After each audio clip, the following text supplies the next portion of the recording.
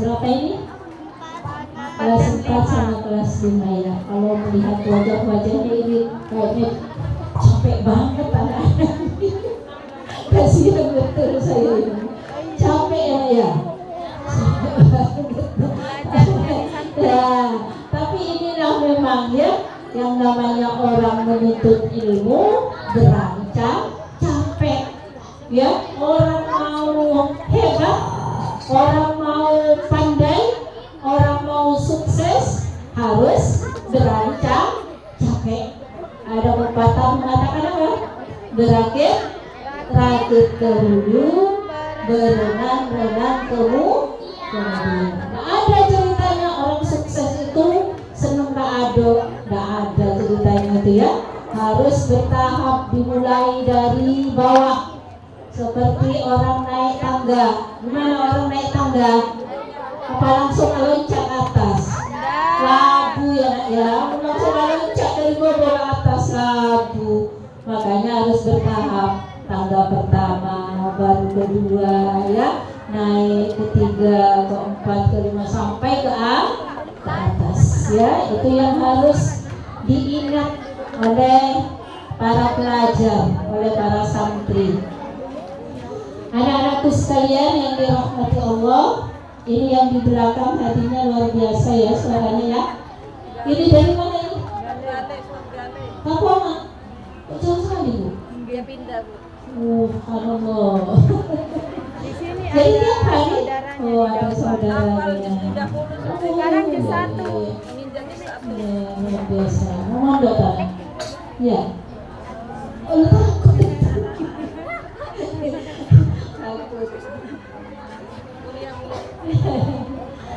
Dan anak-anakku sekalian yang dirahmati Allah, malam ini kita santai saja ya, tak usah tegang, santai saja. Udah mulai dari tadi pagi ya kegiatannya ya, capek sekali ya. Sekarang santai saja. Kita banyak berbicara tentang ilmu ya, supaya kamu lebih bisa memahami, mengetahui bagaimana kedudukan orang yang berilmu, bagaimana adab, tata cara, akhlak orang yang mencari ilmu.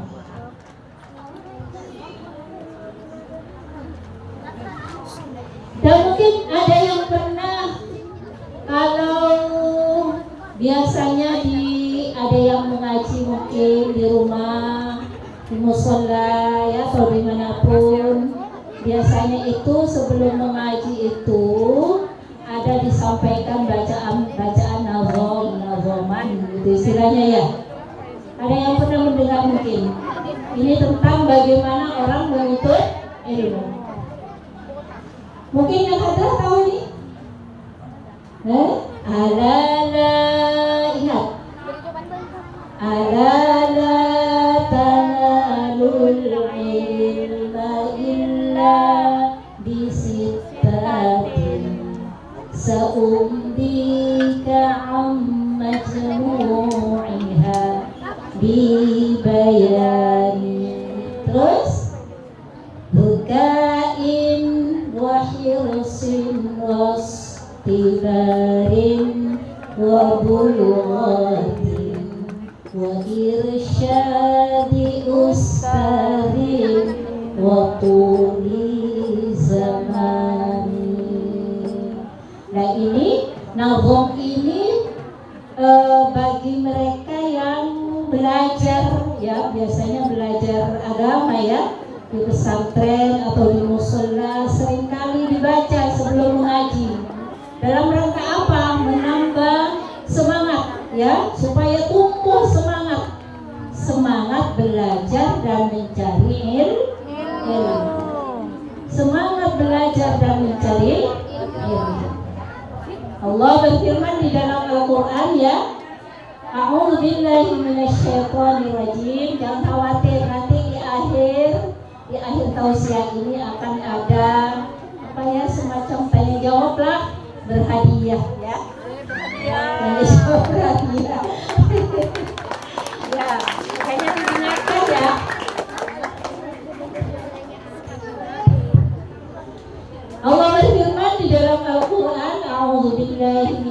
minasyaitonir rajim. Bisa dilanjutkan yang hafal. Yarfa'illahu alladhina amanu minkum. Terus ayat di belakang gimana sayang? Ada yang berbisik-bisik. Yarfa'illahu alladhina amanu minkum walladzina utul ilma darajat.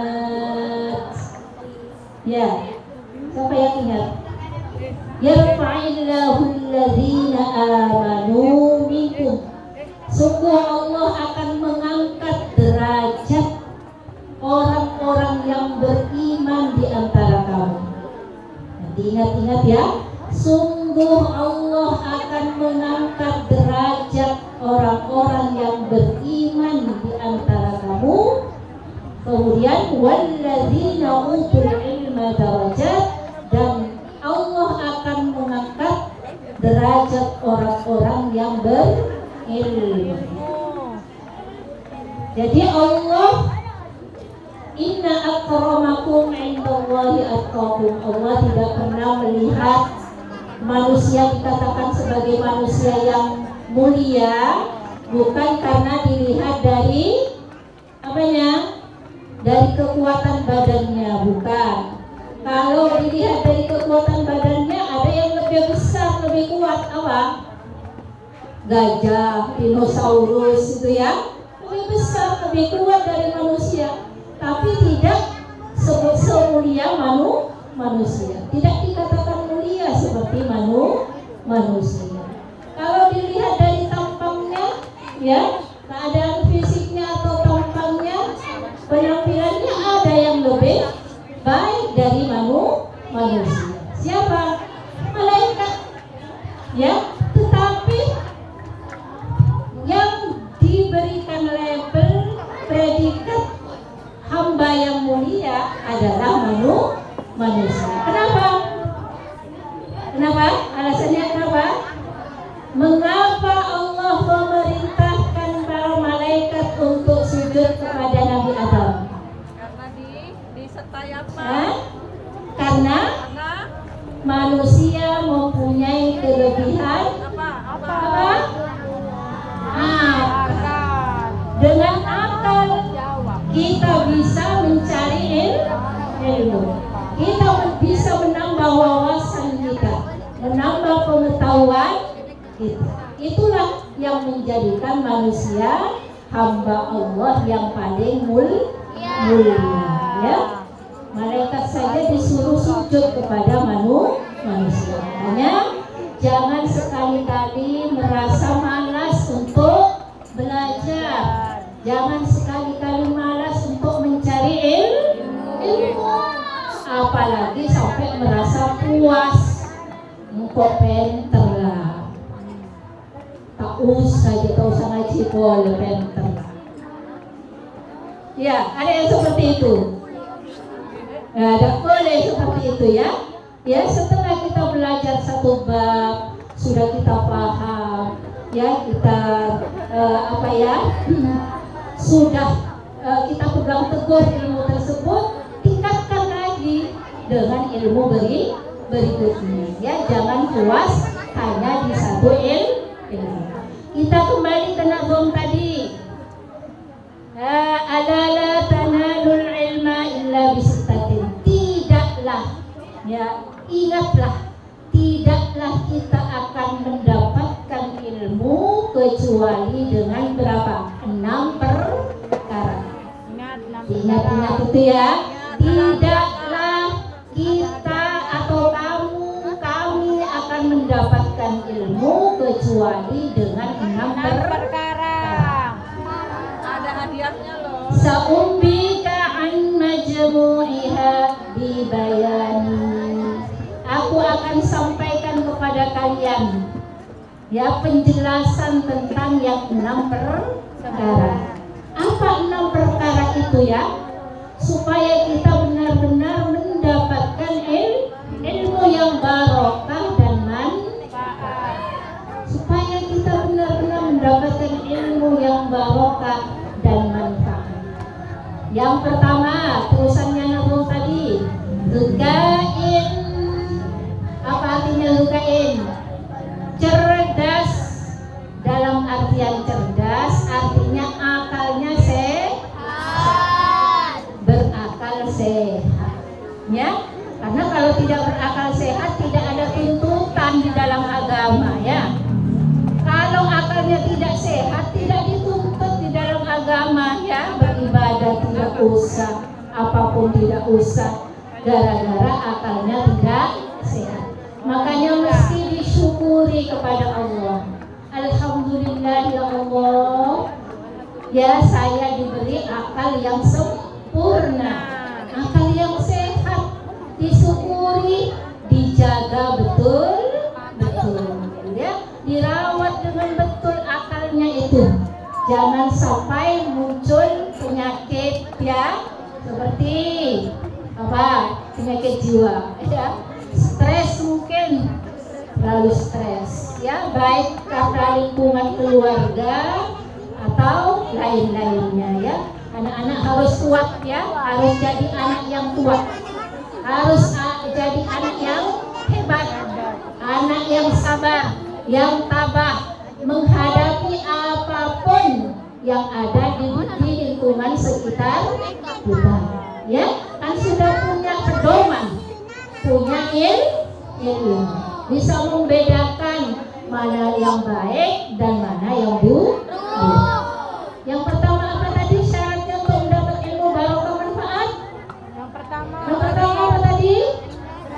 Bukain akal sehat. Terus yang kedua, wahirsin. Apa wahirsin? Irsin itu artinya penuh semangat, bersungguh-sungguh. Nah, anak-anakku sekalian, kalau kita ingin bersungguh-sungguh di dalam belajar, lihatlah, tengoklah orang tua kita. Bapak, tengoklah orang tua kita, ya, tiap hari sebelum kamu berangkat sekolah, ibu, bapak itu sudah bangunnya pagi-pagi sekali. Selain karena memang tuntutan agama untuk melaksanakan sholat subuh, juga dalam rangka mempersiapkan anak-anaknya ini supaya sebelum berangkat bisa sarapan dulu, ya kan?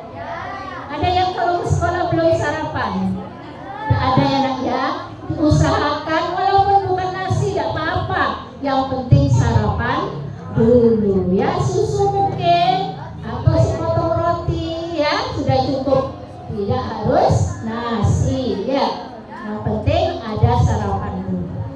Tengoklah ayah ibu kita, mungkin tidak semuanya bergelimang harta, ya, mungkin tidak semuanya mampu, tapi ada sebagian dari orang tua kita yang harus mencari rizki dulu, mati-matian mencari rizki dalam rangka apa?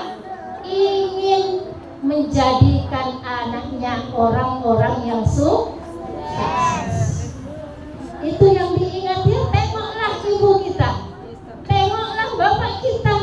Masa kita di sekolah malas-malasan, di rumah kerjanya cuma pegang HP, HP-nya yang disetel game terus, ya, atau TikTok terus, ya.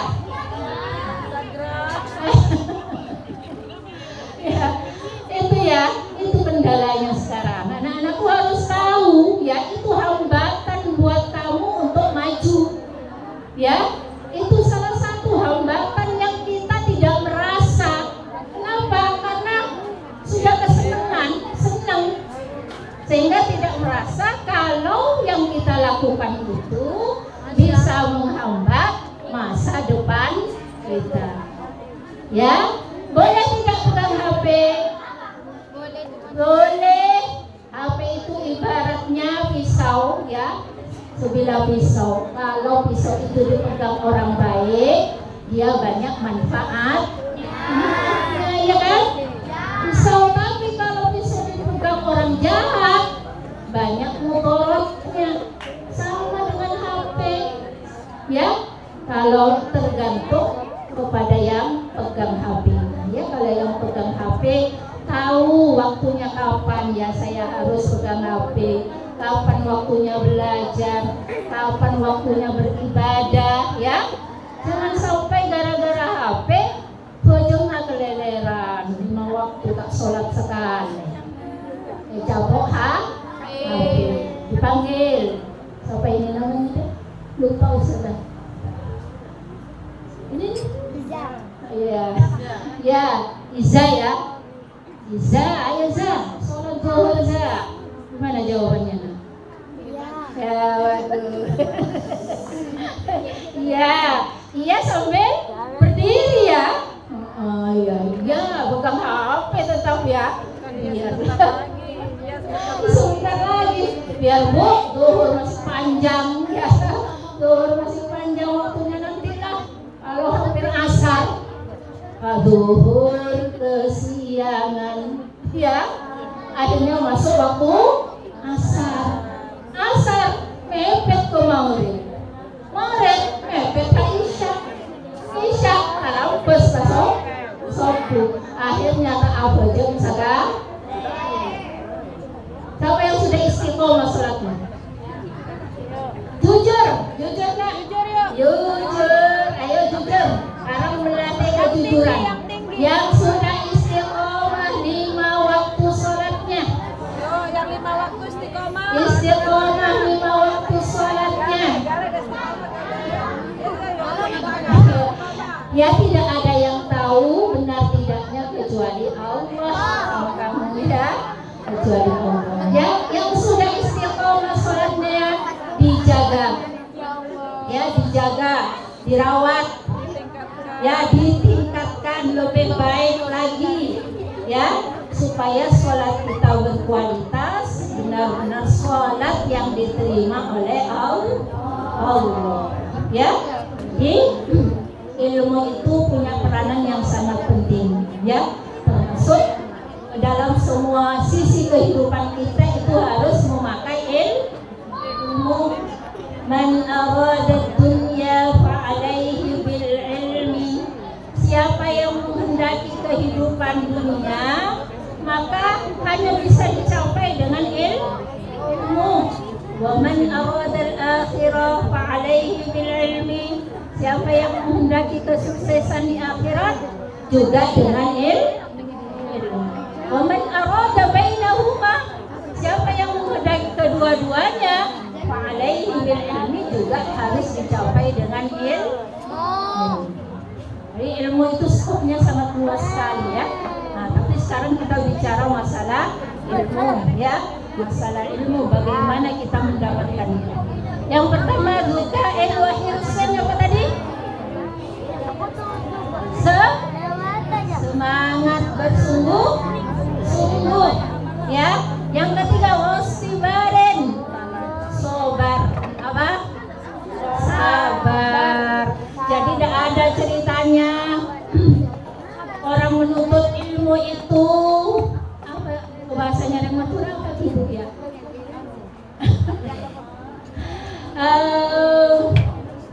Ingin cepat itu loh, ingin cepat ya. Laduni. Kalau ilmu laduni ada ilmunya sendiri ya. Ya instan. Tidak ada lah orang belajar ilmu itu instan. Harus sabar.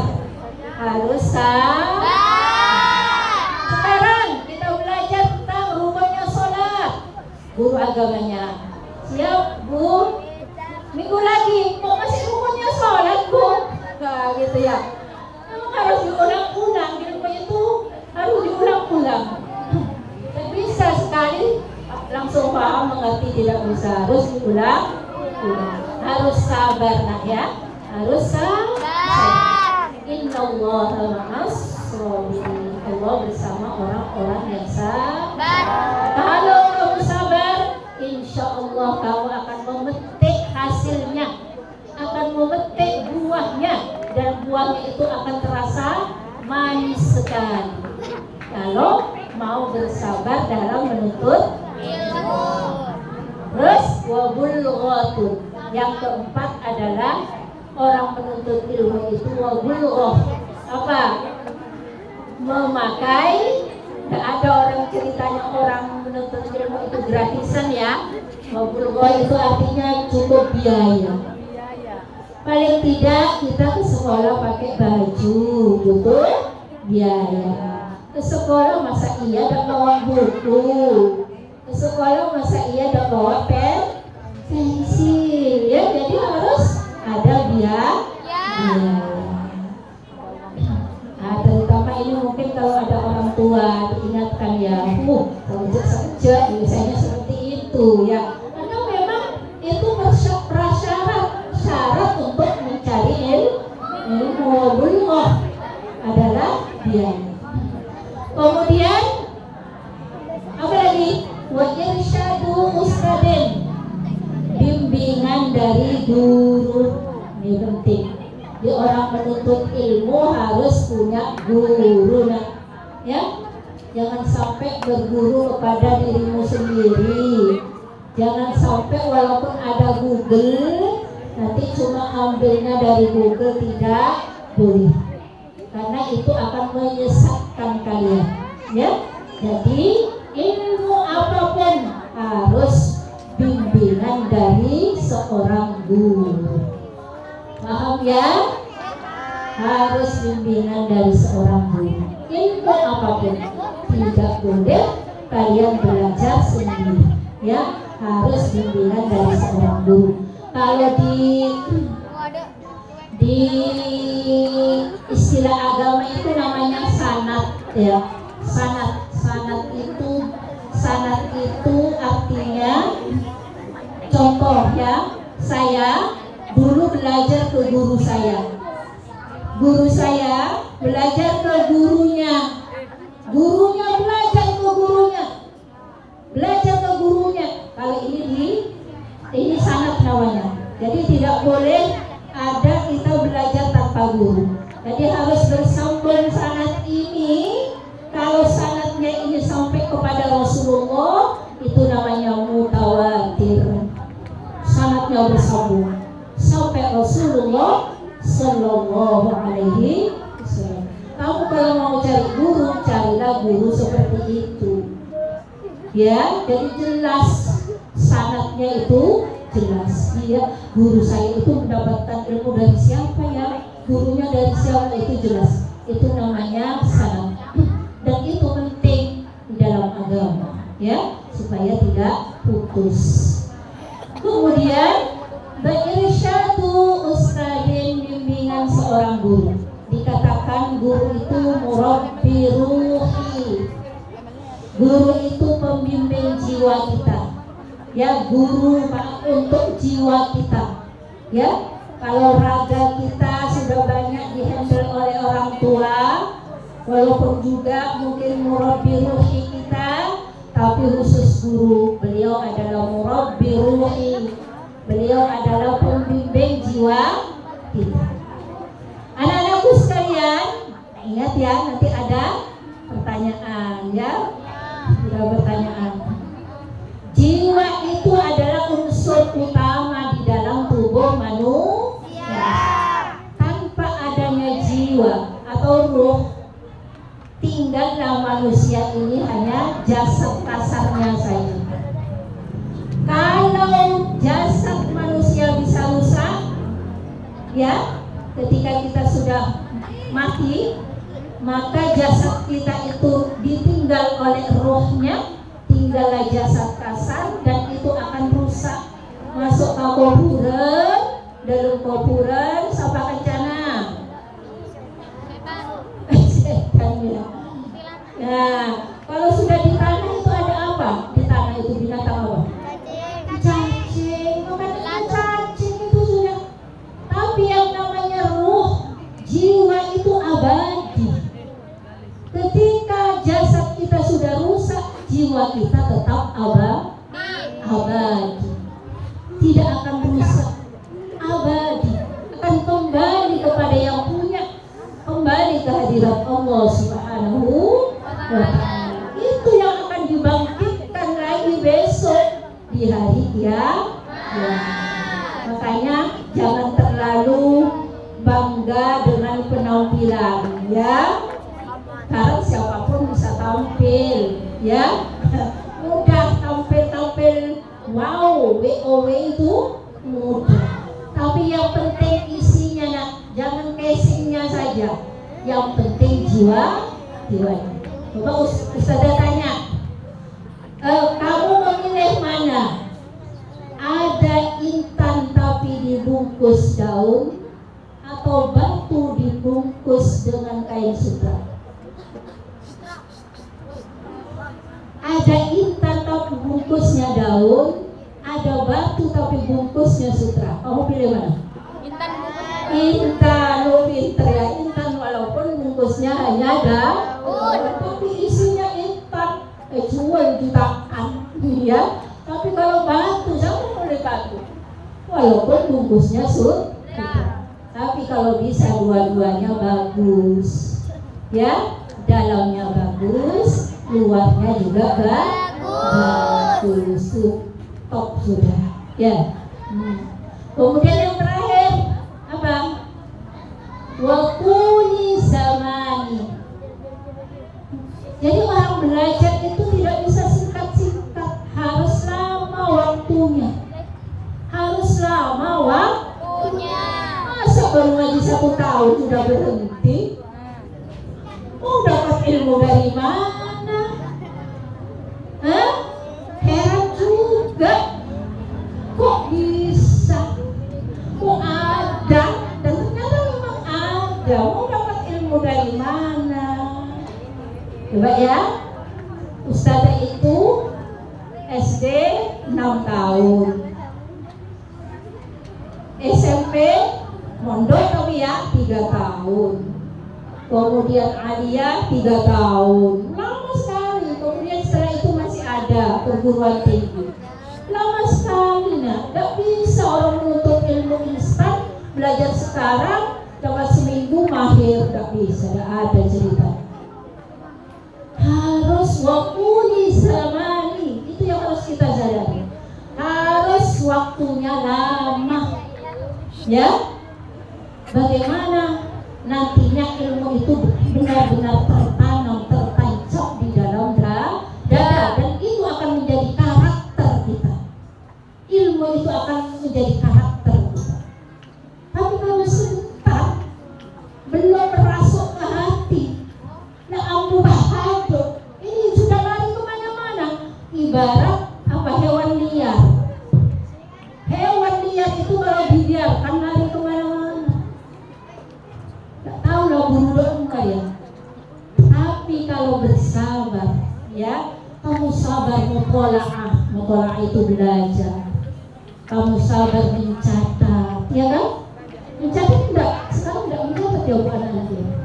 Masih ya? Ayo mencatat, karena memang agama itu menganjurkan seperti itu. Ya, peganglah ilmu itu dengan gigi geraham. Rokek unggul. Ilmu itu foto ekek unggul. Dengan hafalan bahkan. Anak-anak sekarang kalau hafalan banyak kan harus yang ya. Enggak ya? Enggak ya? Enggak, bagus. Iya, pemahaman ya. Iya, pemahaman.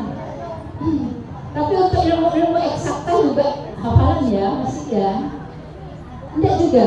Sudah tidak. Iya. Tapi kalau iya. Aksi nyata. Aksi nyata.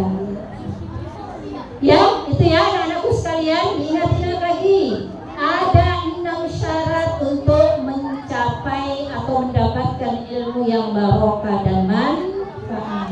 Satu apa tadi?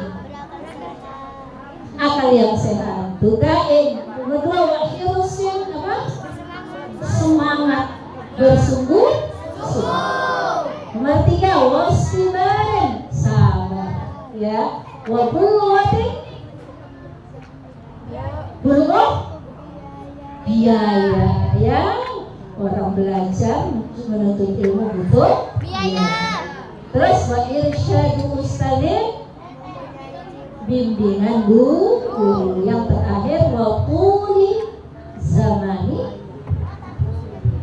apa? waktunya. Ya, itu ya. Nah, sekarang saya juga di undangan itu bagaimana menganjurkan juga anak-anak itu ya untuk masalah sholat, karena sholat itu tiangnya agama. As-sholatu imaduddin. Sholat itu tiangnya agama. Ya, kalau tiangnya kokoh kuat, maka tegaklah agamanya. Ya, kalau tiangnya, sholatnya kokoh dan kuat, maka akan kuatlah agamanya. Tapi kalau tiangnya lemah, hancur, rusak, maka rusaklah agamanya. Kan kata Nabi, awwalu maftaradu ala ummati as-salawatul khamsu. Pertama yang diperintahkan oleh Allah, perintah wajib pertama yang Allah turunkan kepada Nabi Muhammad, dilanjutkan kepada umatnya sampai sekarang. Sebelum perintah yang lain, as-salawatul khamsu adalah sholat yang 5 waktu.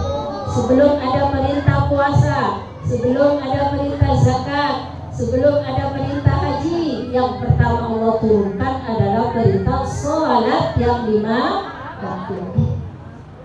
Wa awwalu ma yurfa'u min a'malihim as-salawatul khamsu. Dan pertama yang akan diangkat oleh Allah dari amal manusia adalah sholatnya. Yang pertama dihaturkan kepada Allah dari amal kita adalah sholat kita. Lalu bagaimana kalau kita tidak sholat? Apa yang akan disampaikan, dihaturkan kepada Allah? Malu dong? Malu tidak malu? Malu. Mau kita makan di buminya Allah, kita hidup di buminya Allah, kita makan dari rizkinya Allah, kita bernafas karena rahmatnya Allah, ya tidak? Semuanya karena pemberian Allah. Tapi kenapa ketika kita diperintah sholat, justru kita tidak mau sholat? Aneh ya? Siapa yang aneh? Ya saya. Manusia itu aneh ya. Mintanya ingin senang di dunia, tapi ketika Allah perintah sholat tidak mau sholat. Wa awwalu ma yus'alu min a'malihim as-salawatul khamsu. Dan yang pertama akan ditanya besok di hari kiamat oleh Allah adalah tentang sholatnya. Ayo maju, siapa ini? Nadia maju, Nadia. Nah, besok di hari kiamat ditanya oleh Allah. Allah tanya pada malaikat, "Wahai malaikat, lihatlah sholatnya." Dilihat, ini tidak sholat sekali ya Allah. Oh enggak ya. Sholat ya, tadi ya sholat. Sholat nak dipertahankan sholatnya ya. Lebih baiklah. Bagaimana supaya sholat kita baik? Ayo. Bagaimana supaya sholat kita sholat yang baik dan benar dan mendapatkan ridho dari Allah? Khusyuk, pintar, bagus. Khusyuk. Kemudian selain khusyuk,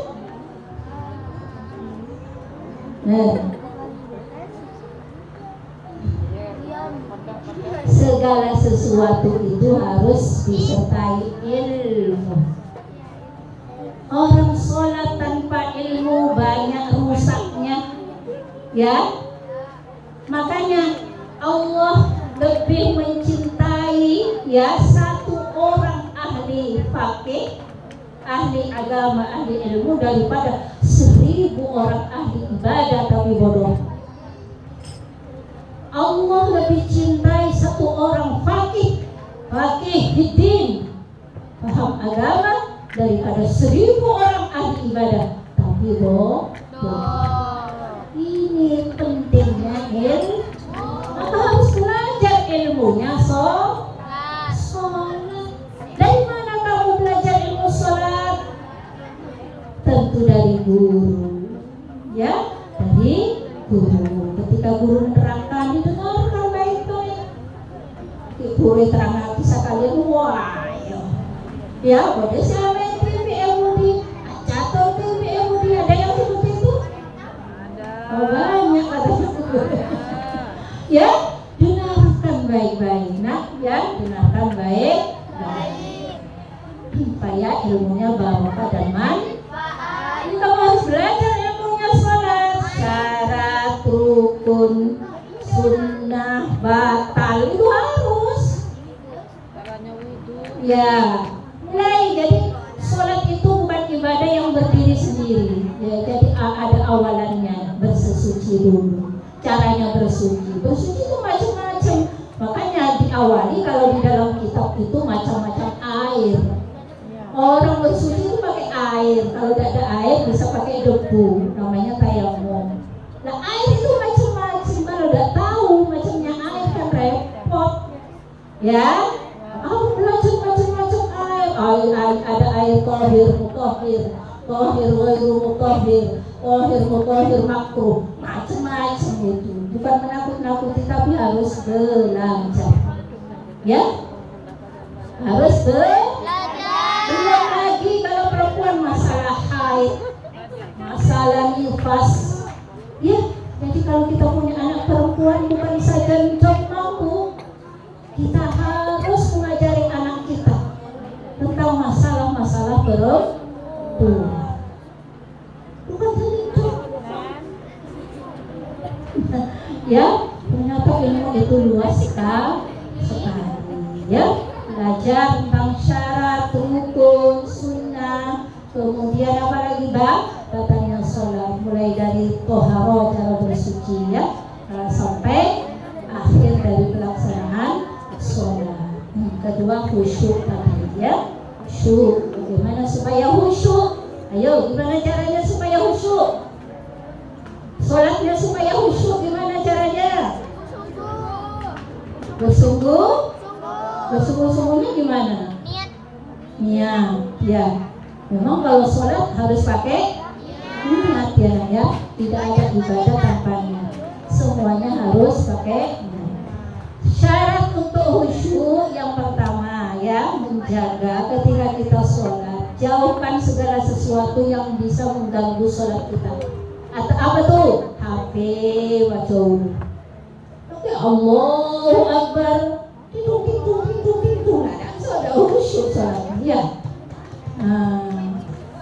tapi ini jauhkan kedua di ruangan musola kita sholat kita jangan ada gambar-gambar yang mencolok ya colok apalagi gambar artis ada di musola gambar artis di musola